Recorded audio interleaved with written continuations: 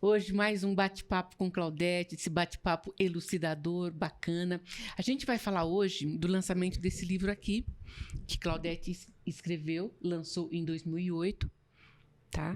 Um livro super importante que é referência para teses de mestrado, teses de doutorado. Pessoas na Europa estão lendo esse livro para se embasar, para, enfim, para o ressarcimento de todos os abusos que a gente sofre, né? Agora, a Claudete escreveu esse livro depois de uma viagem para os Estados Unidos, né? Você viajou, você conheceu, enfim, você visitou Nova York, Chicago, New Orleans, enfim, Atlanta, Washington, várias cidades nos Estados Unidos. O que essa viagem mexeu com você? Como é que foi essa virada, assim? Sacudiu, né? Muitíssimo. Primeiro, um prazer de novo estar aqui conversando sim, com você. Eu digo mesmo. Sempre uma querida. Sim, sim. Eu quero parabenizá-la por essa iniciativa de dar voz sim, é e tirar as histórias de mulheres negras, sim, né? Que sempre invisibilizadas, né? Histórias apagadas, né? E que a grande maioria faz questão do apagamento, né? Então, gratidão por isso. Bem, Conceição, eu fui a convite do governo americano, eu fiquei 1 mês e meio nos Estados Unidos. Eu tive a oportunidade de escolher as cidades que eu queria visitar, as personalidades que eu queria, algumas, obviamente, que eu queria conhecer. E essas foram as cidades, estados escolhidos por mim. E nessas andanças, eu participei de muitas conversas. Por exemplo, em Atlanta, eu entrei em contato com muitos políticos negros e negras. Recebi uma homenagem na Câmara Municipal de Atlanta. Fui homenageada com jantar pela prefeita de Atlanta na época. E eu passei um dia inteiro na Universidade da Mulher Negra. Coisa espetacular, algo assim inesquecível. E lá eu encontrei a Shirley Walker, e que me apresentou algumas pessoas, entre elas uma senadora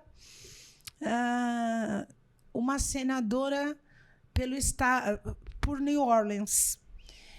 E aí, como estava no meu roteiro, quando eu estive lá meses antes do Katrina, né? E eu tive a oportunidade de entrar em contato com muitas famílias negras e não negras, e ouvi várias histórias. E lá eu soube que, não no geral, mas muitos negros e negras americanas tinham conseguido indenização pelo período da escravidão no país. Não era algo em todos os estados, mas muitos tinham conseguido. E eu voltei com aquilo, sim, pensando, olha, aqui eles são a minoria da população. Sim. No Brasil, a maior população de negros fora do continente africano, o último país a abolir a escravatura no continente americano. Então, nós temos todas as chances de cobrar isso também. E aí eu voltei com essa ideia, pensando ser o Brasil o maior país de população negra fora da África, o que teve o maior número de seres humanos escravizados, e que nem cotas ainda de ações afirmativas, políticas de ações afirmativas, estava disposto a implementar. E as iniciativas tímidas que se tinham eram muito questionadas por vários setores da sociedade. E aí eu voltei convencida de que era possível cobrar nos tribunais essa dívida. Sim, e aí veio a ideia do livro. E ela foi precedida também de muita pesquisa. Então, eu pesquisei situações similares que pleiteavam indenizações. Então, desde os grupos que sofreram muito por ação do Estado, por guerras, enfim, como no caso dos judeus, o povo judeus pelo mundo até hoje são indenizados. Políticas de ações afirmativas para outros grupos, como, por exemplo, os filhos de proprietários de terra no Brasil. E as minhas pesquisas... A lei do boi, né? Levou até a lei do boi. Eu acho que o nosso mandato foi o primeiro mandato no Brasil que trouxe à tona a lei do boi. Tocar nesse assunto que durou até 87, até demorou muito para cair, né? Não, então, vigorou de 67 até 95. 95. No tricentenário da abolição da morte de Zumbi, naquele evento em Brasília e tal. E analisando todos esses dados que nós obtivemos, e aproximava-se... já estavam os preparativos dos 120 anos da abolição. E aí eu dizia, não, nós vamos ingressar com essa cobrança. E como fazê-lo? E era um assunto assim que as primeiras pessoas que eu chamei para conversar, eu ouvia aquela coisa clássica, né? Mas como identificar quem tem direito no Brasil? E essa é um dos questionamentos que mais me irrita, porque a gente sabe quem identifica. O bem-estar social no Brasil identifica quem é meritório das cotas e de reparações e de indenização. A polícia, o poder, as mídias, tudo sabe identificar. Então, por que o judiciário não poderia dar conta disso? E aí eu conversei com nosso grupo, com o mandato e com algumas pessoas próximas que disseram, estou junto com você. Então, num primeiro momento, nós chegamos a abrir uma ação pelo mandato para adesão das pessoas que quisessem cobrar nos tribunais a reparação pelos danos causados pelo processo de escravismo no Brasil, lembrando que foi uma política de Estado, até referendada por um setor majoritariamente, hoje nem tanto, da Igreja Católica, através da bula papal, que eu também trouxe à tona, né, aqueles artigos, olha, vocês podem sim escravizar porque eles não têm alma. Então... nós formamos... E aquelas igrejas, né, com aquela separação, é muito triste a gente ver no interior de São Paulo. Em Salvador mesmo, ainda existe hoje, só para a gente ter como referência, né? O cristão branco faz as suas orações aqui.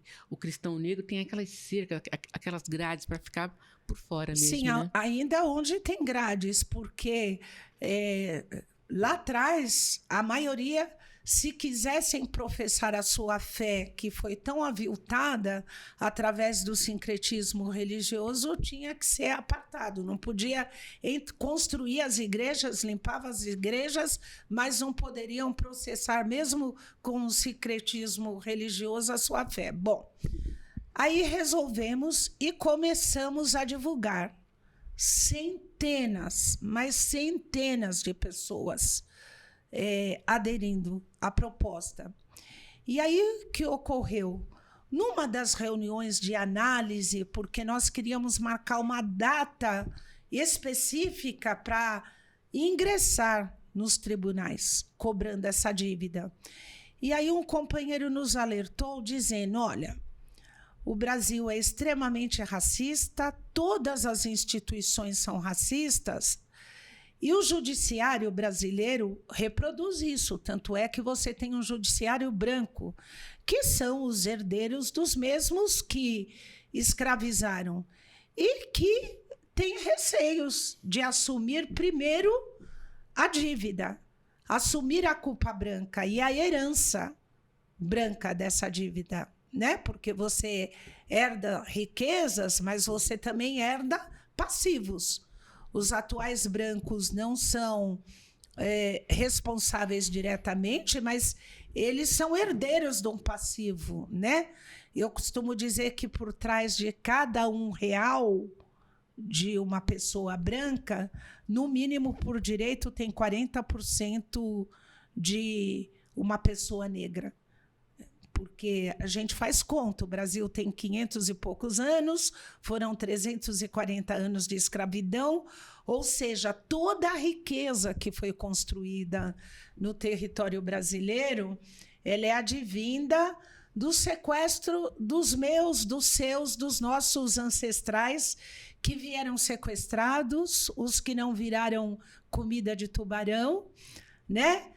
Já passaram por toda a desumanização, né? Porque eles que criaram a raça e as desumanizaram para alguns grupos humanos. E sendo o maior deles, porque assim, o que tem o poder, o que tem o dinheiro, o que é parecido comigo, é tolerável algumas coisas, e por mais que sofram, são reconhecidos como humanos. Os negros não. A própria Igreja Católica afirmou na bula papal que poderia escravizar porque nós não tínhamos alma.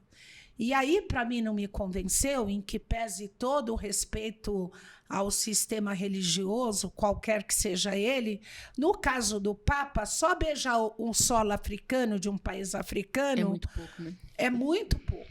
Não adianta pedir perdão, seja qual for o governante. Tem que abrir as carteiras.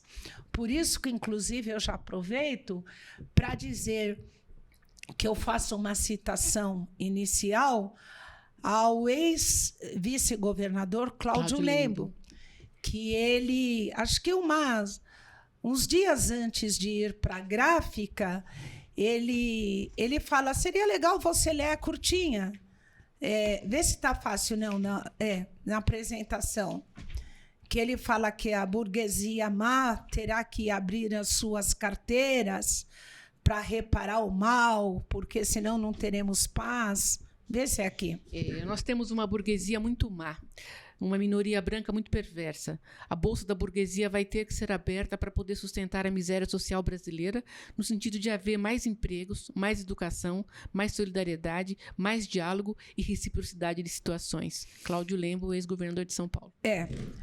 Em que pese as relações anteriores políticas de negociação para o Museu Afro-Brasil, que eu tive com ele, eu fiz questão de iniciar essa publicação com essa citação para retratar. Então, ele é um branco aliado que assume a tua culpa branca e sabe que tem que abrir as carteiras para resolver o problema social do Brasil, das profundas desigualdades, terão que abrir as carteiras. Então, parte dessa riqueza que está na mão de uma minoria vai ter que vir para a gente, vai ter que vir para nós, para os nossos filhos, netos, bisnetos, tal, como forma de reparação. Aqui no decorrer do livro tem até umas tabelas, a gente vai falar delas já, mas a apresentação aqui do teu livro é feita pelo Luiz Antônio Borges da Silva, né? Ele é irmão, eu queria que você contasse quem é o Luiz Antônio Borges, porque é que ele fez a apresentação do teu livro. Então, o Luiz é irmão de um jovem que ficou preso mais de um ano injustamente numa delegacia de Itaquera, porque estava por direito num quintal ao lado da sua casa, colhendo tomates para sua mãe fazer mistura, uma família muito humilde. E no começo da rua tinha um mercadinho que teve um assalto e, segundo a Caixa, uma pessoa negra tinha baleado o segurança. E aí chamaram a polícia desceu, o menino, um jovem, estava no ensino médio, em Ermelindo Matarazzo. E aí ele estava sem camisa, sem documento, informalmente. informalmente, simplesmente colocaram ele na viatura e o levaram porque o suspeito era um homem negro. Todos somos iguais, né? É. Quer dizer, parecidos, né? Somos todos a mesma pessoa. Né? Mas aí, na hora de abrir as carteiras da burguesia má, não dá para identificar, porque aí vem com o mito da democracia racial, que no Brasil, aquela história, todo mundo tem o pé na senzala, as afroconveniências, a questão do colorismo, que fica por um outro momento, os afro-oportunismo todo, mas que aí, nessa hora, é o negro. E esse menino, de uma família humilde, honestíssima, ficou preso. A família vendeu o único bem que tinha. São que era tantos casos desse tipo de injustiça, né? Um terreno em periferia. E eu, quando eu fui procurada por ele, eu disse, olha, assim que terminar o processo eleitoral, eu vou pegar o teu caso. E foi o que eu fiz. E aí fizemos protestos com mais de 10 mil pessoas, por exemplo, num 20 de novembro, na Praça da República. Procurei o Suplicy. Bom, para encurtar, a gente conseguiu levar esse menino para júri popular. E ele foi absolvido de madrugada. Tem todo um histórico sobre isso. A mãe não conseguiu vê-lo liberto, ela morreu antes, a Dona Maria, a qual eu faço uma homenagem também a essa publicação. Mas, enfim, voltando, esses e centenas de inúmeros casos de encarceramento, de desrespeito, de problemas emocionais gerados por todas as solidões econômicas, familiares, sociais, de acesso, a gente resolveu que o Brasil nos deve milhões. E esse livro também veio num momento onde estava na fase inicial a instituição das cotas raciais. E a gente sofria muito, porque toda hora era ameaça de vai julgar inconstitucional, vai proibir, vai não sei o quê. Também de fortalecer e dizer para a sociedade brasileira, não é só cota que nós queremos, vocês nos devem milhões. A riqueza desse país... Cota é o mínimo, a gente está pedindo pouco. Né? A riqueza desse país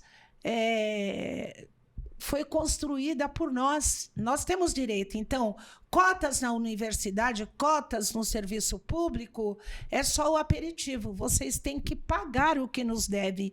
E é possível pagar o que nos deve. Bom, imagine a polêmica criada. E aí um operador do direito nos alertou pelo seguinte, porque nós íamos ingressar de uma forma simbólica. Nós tínhamos já um cadastro de mais de 350 pessoas que souberam procurar o gabinete, preencher a procuração para cobrar as reparações. E aí nós fomos alertados, o judiciário é branco. Em sendo, são herdeiros, como eu disse há pouco. Dificilmente eles vão julgar procedente e vocês vão perder, nós perderemos essa ação. E aí tem os honorários, as multas sucumbenciais. E aí o que vai acontecer? Se vocês, através dos estudos que eu vou falar daqui a pouco, está dizendo que é 2.035.000, valores atuais, por cálculos que eu explicarei a seguir, eles podem dar multas de 150 a 200 mil reais. E aí quem paga?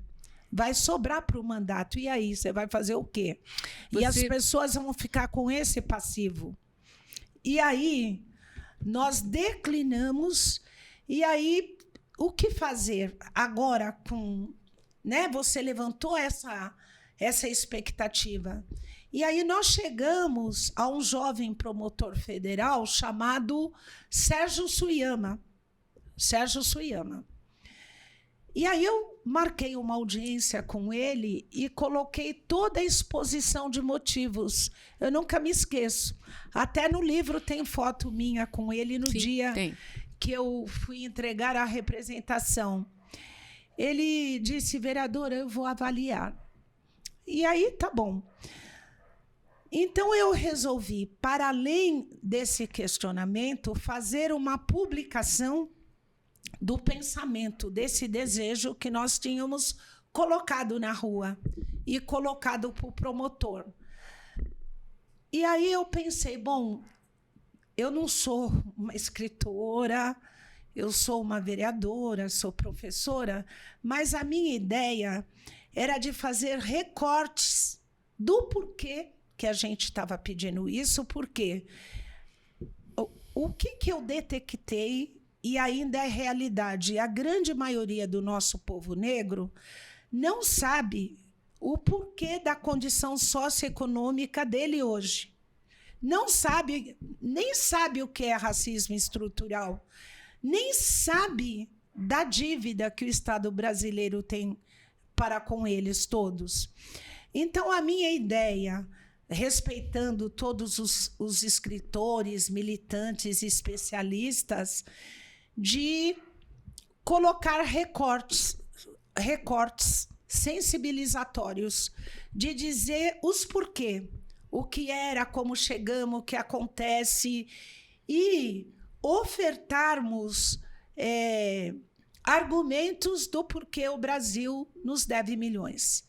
Então, nós temos uma parte inicial com essa sensibilização, sem ter um aprofundamento acadêmico, nunca teve essa intenção. Mas a pesquisa foi muito grande para você chegar a essas conclusões todas, né? Sim, mas o inicial, e aí eu procurei 2 jovens negros que se dispuseram a traduzir o meu pensamento na linguagem jurídica, através de uma representação. E foi muito interessante que esses 2 jovens são evangélicos, vieram de uma educação que não se viam como negros.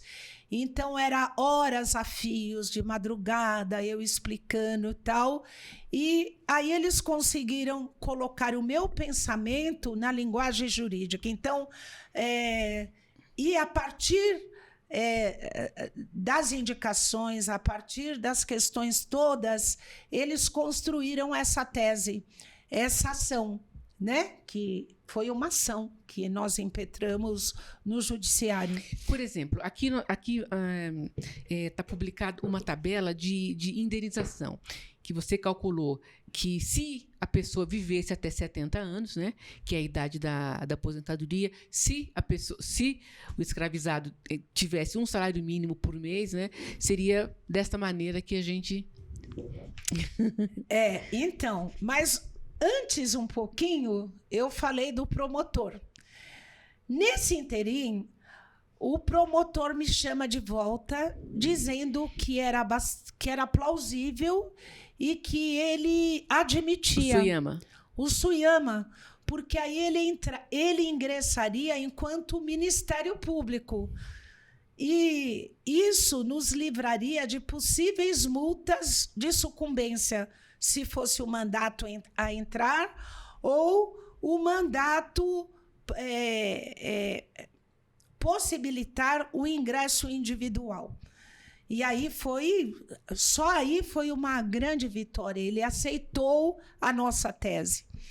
Mas aí ele falou, olha, eu preciso de números, porque eu vou ingressar, é uma coisa polêmica, eu estou convencidíssimo do direito, mas eu tenho que ter coisas mais palpáveis, mais concretas, para cobrar qual é o valor. E aí eu pedi um prazo a ele, e aí, refletindo muito, a gente pensou, nós tínhamos que dar um número, né? E justificar esses números. E aí, lembrando de algumas conversas que eu tinha tido com algumas pessoas nos Estados Unidos que me falaram acerca dessas indenizações que ocorreram, aí eu cheguei e pensei, bom, 340 anos de escravismo oficial, danos morais, e várias outras coisas, né? Lucros cessantes. Cessantes. Pelo comprovado cerceamento de integração do negro na sociedade, estudo, saúde, emprego, etc. Por quê?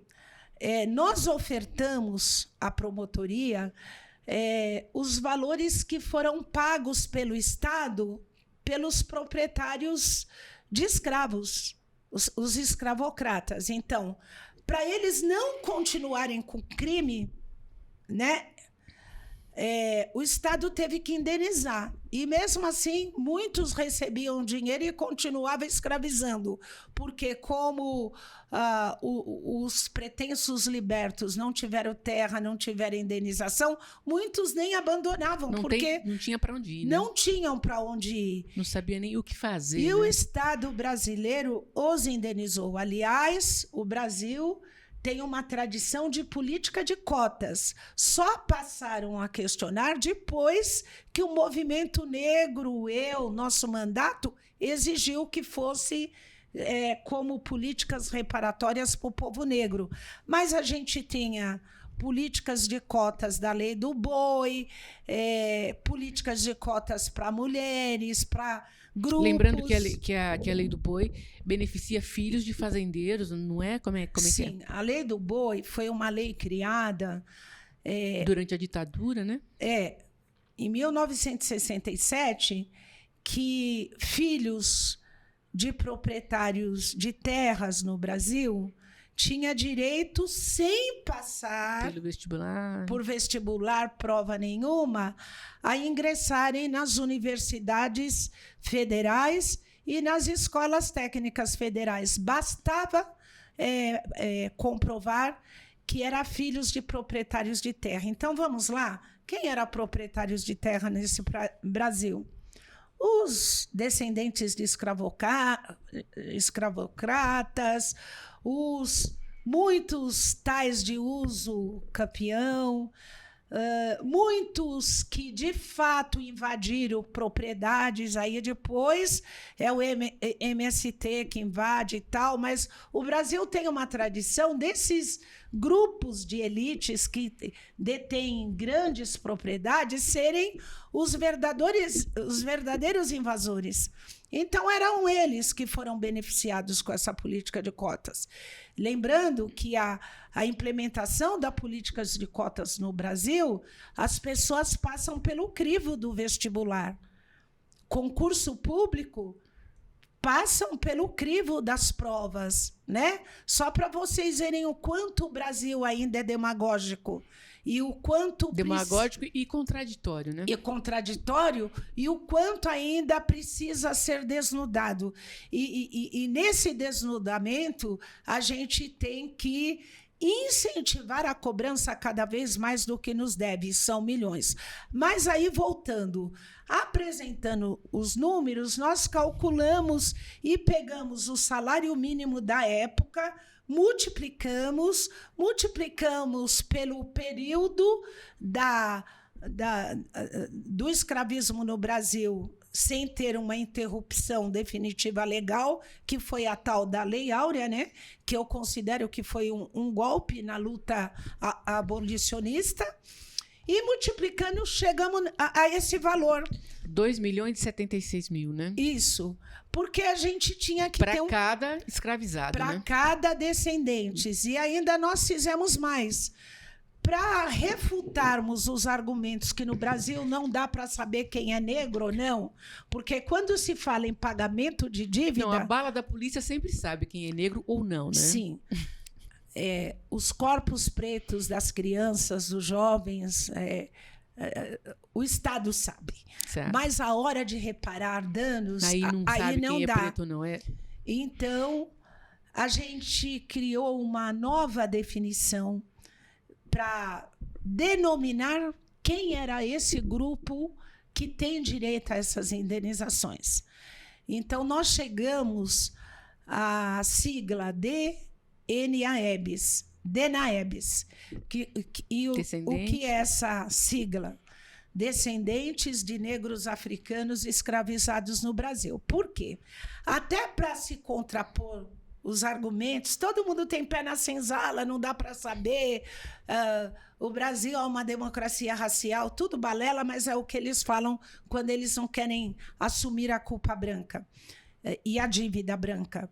Então, a gente criou essa denominação, por quê? No Brasil, a nossa dificuldade, né, é que os documentos foram muito queimados, né, foram destruídos, né? Não sei, parece que Grande Rui Barbosa, um sábio considerado mundialmente de uma inteligência, só que queimou toda... O principal responsável, e realmente muito sábio, ele mandou queimar para não indenizar, para não pagar, mas nós temos outros meios, por mais que fizeram toda a política... Porque nos Estados Unidos foi muito mais fácil, né? Foi muito mais fácil, a lei da quinta geração, e tem os documentos, né? Então, mas aqui no Brasil, mesmo o grande Rui Barbosa, realmente muito inteligente, ter mandado queimar todos os documentos para não indenizar, mesmo com a adoção de todas as políticas higienistas para embranquecer o país, não conseguiram. Eu acho que a África falou mais forte e continuará falando. O Brasil é um país negro, mesmo que não queiram. Eles nunca poderão alterar isso. Bom, e aí, o que nós fizemos? E nós alegamos assim, até então e até nos dias de hoje, todas as vezes que eu tenho oportunidade de chamar atenção para isso, porque imagina, a academia, lá ela já inventando, né? Virou regra, não sei o quê, agora vem com essa de DNA-EBS. E aí eu dizia para alguns professores universitários que vieram me questionar, mas você quer mudar uma denominação que está na cabeça de todo mundo? Eu disse, mudei. Estou propondo a mudança, sim. Porque afro-brasileiro, o que é afro-brasileiro? É todo descendente de qualquer pessoa nascida em qualquer país africano, nascida no Brasil. E afrodescendente igual. Então, vamos pegar um africaner da África do Sul. Ele veio para cá e teve filhos aqui. Os filhos dele são afrodescendentes. Por quê? Mas não são herança de escravizados. Né? Sim, mas não são descendentes de escravizados. Então, é importante categorizar, denominar sim qual é o grupo. Por quê? Porque aí você cerca. E, a partir daí, também, você pode pensar em critérios aferitórios da fenotipia, da identificação social do ponto de vista da vivência. Hoje a gente se depara com muito afro-oportunismo. Olha, mas o meu bisavô era, então eu sou pardo, eu tenho direito. Não tem. Quem tem direito é quem não teve oportunidades e está nessa situação devido à cor da sua pele, devido à beleza do teu cabelo, do formato do seu nariz, da sua boca, enfim, e por aí vai. E aí nós chegamos nesse número. E isso foi importante. Aí o promotor combinou comigo, Claudete, eu admito a tese, vocês têm razão, e o que nós faremos? Eu vou realizar uma audiência pública e vou convidar as principais figuras do movimento negro de todas as regiões do Brasil. Vou abrir no dia 13 de maio, que foi combinado comigo, nos 120 anos, e a gente faz uma audiência porque eu preciso me calçar para o debate que vão vir com tudo, inclusive meus pares me questionando. E assim foi feito. Conceição foi um dos dias mais tristes da minha militância. Poxa, por quê? Porque, assim, nós apresentamos a representação, que o Dr. Kleber, que é um desses jovens, né? Acho que eu que conheço, depois você os conhece, você participou daquela comitiva, Sim. quando eu estava brigando pela implementação das cotas, onde, pela primeira vez no Brasil, o presidente do Supremo Tribunal Federal, Nelson Jobim, recebe uma comitiva de negros, que eu organizei, para uma audiência, lembra-se? Sim, claro. E depois vem participar do debate. Ele veio, em seguida ele veio. Que ele aqui, veio, Isabel Inocente ocupada, depois participa daquele almoço com a comunidade negra, que o nosso mandato propiciou. Bom, enfim. E aí aconteceram muitas coisas. E eu lamento representantes do movimento negro não terem tido, na sua grande maioria, a maturidade necessária do que estava acontecendo naquele momento. Entendi. Eu estou falando em 2008. Então, é daí a tristeza. Daí a tristeza. Por quê? Eu não vou citar nomes. Não vem ao caso, né? Mas lideranças do Rio, da Bahia, de Minas, até de São Paulo, foram contrários cobrar em dinheiro a dívida racial, com a alegação que era um absurdo, que era utópico, que não tinha condição. Dos nomes relevantes presentes, eu sempre faço questão de registrar isso. A única liderança que me parabenizou e deu razão foi o professor Hélio Santos. Sim. E olha que ele era do PSDB e eu sou petista. E aí eu não acreditei naquilo que eu ouvi. É claro que as pessoas do mandato, os militantes mais próximos apoiavam, mas o promotor, após o término das falas de vários famosos hoje, ele falou: olha, Claudete, eu vou fazer o seguinte, é uma pena, eu acho que é falta de maturidade, e eu disse para ele: não é porque não foram eles que idealizaram, e porque foi uma mulher negra que apresentou, que construiu, e aí eles não aguentam isso, não é que eles acham que é indevido. Ele falou: olha, eu não vou ingressar porque as lideranças do movimento negro, com raríssimas exceções, discordaram da tese. E aí eu já vou ter dificuldades com os meus pares, que vai ser foi esse o motivo polêmico. Que não prosseguiu? Foi. Entretanto, ele determinou que a CEPIR prestasse um relatório das verbas gastas anualmente e que o percentual que gera pouco nunca fosse anualmente valores menores do que o gasto anteriormente. E ele também determinou, tem a indicação dele, de que no estado de São Paulo seria obrigatório a implementação da 10.639. Tudo isso feito desse trabalho.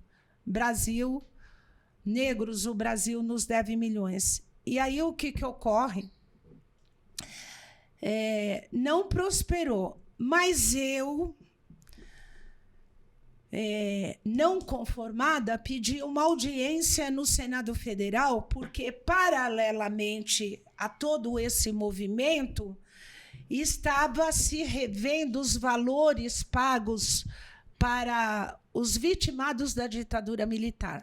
Também temos Pasme vocês, nenhum negro no meio. Por exemplo, o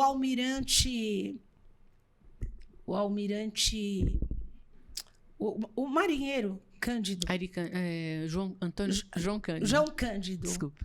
Não estava entre os vitimados da ditadura indenizados. Tinha vereador na Câmara comigo, homem branco, professor, que estava no hall do recálculo das indenizações por ter sido impedido de continuar dando aula num cursinho, por exemplo. E aí, para nós negávamos. Aí, eu fui, através do senador Suplicy, que é uma figura muito querida, que é um dos aliados primorosos, que eu acho que todos os grupos discriminados, principalmente os negros e negras nesse país, sempre pôde contar. E eu conversei com ele, ele era senador à época, e ele conversou com o Paim. Então, eu entrei com um pedido da instituição de uma comissão para discutir o pleito no Senado Federal. Então, houve audiência pública, o Dr. Kleber foi para a mesa. Esse livro está nos anais, frutos de uma audiência pública no Congresso Nacional, e que, depois das exposições de motivo, tanto do Dr. Kleber quanto minha, eles ficaram de analisar e dar um retorno. Muito bem. Qual foi o retorno? Passado. Aí terminou meu mandato, no dia 31 de dezembro de 2008, eu não fui reeleita. Em 2009, eu ligo a TV, Senado, eu vejo uma comissão para dar devolutiva, entendeu? Da comissão que eu provoquei e que ocorreu na audiência pública, as mesmas figuras que tinham ido para a audiência no 13 de maio, nos 120 anos da abolição, inacabada, sendo contra a tese, pedindo a mesma coisa. E o pior, o senador Paim, que presidia, não me mandou convite, eu não fui convidada, e, de novo, ficou óbvio para mim, feito de uma mulher preta. Mas isso não deu prosseguimento, né? Não, então, desrespeitada, porque quem provocou o Senado Federal fui eu, através dessa publicação e dessa ação. E aí, a devolutiva, eu não sou convidada. E os mesmos que disseram não, pleiteando a mesma coisa. Bom, negros, o Brasil nos deve milhões. Deve e muitos milhões. E tem como ser paga. Eu me candidatei a deputada federal e eu já tinha os caminhos de como pagar, que eles poderiam até não pagar, mas não teriam argumentos para refutar a solicitação. Como eu não fui eleita, a gente está tramitando aí, ver como tem um grupo de advogadas negras que estão comigo com uma proposta que eu acho... Que logo, você está adiantando que logo nós vamos fazer um bate-papo sobre isso, né? Que eu acho que tem condições de prosperar. Sim. Se os governantes... Eu já li o PL, gostei deixarem muito. De serem demagogos e assumirem de fato que quer acabar com o racismo estrutural no Brasil. De qualquer maneira, esse livro é uma referência, pena que não pode estar em todos os lares, nas escolas, né? Olha, eu fiz uma doação só para Zumbi dos Palmares de 50 livros. E, na época, neste ano, na Bienal, foi um dos livros mais vendidos. Porque é um trabalho de pesquisa séria muito grande, sim, né? E eu não fui chamada para falar sobre ele em nenhum veículo de comunicação. Né? Eu entendo por quê. Mas, enfim... E o tempo passou. E o tempo passou. Mas não dá tempo de falar só uma coisinha? Claro que dá. A capa desse livro foi o pai dos meus filhos que pintou, ele é pintor, né? E esse menino negro aqui que está chorando sem o peito da mãe não era para estar aqui. Agora, essa foto aqui é uma foto clássica que você encontra em vários livros de história. Minha mãe tinha uma foto minha parecida. Hoje eu não sei onde ela está. Mas na época eu queria colocar no livro e não achei. E eu retratei. Eu passei muito por isso. Então eu ia ajudar minha mãe naquelas mansões onde ela trabalhava. E eu tinha que ser o cavalinho da criança branca. Então, eu tenho os joelhos todos marcados. Então, eu sou prova viva. Eu acho que todos que têm essa pele preta e sabem por que nós temos essa pele maravilhosa preta, sabem o porquê que o Brasil nos deve milhões. E nós não vamos desistir de cobrar essa dívida nunca. Isso mesmo. E por hoje a gente vai parar aqui, mas logo a gente volta com mais um assunto super interessante, tá bom?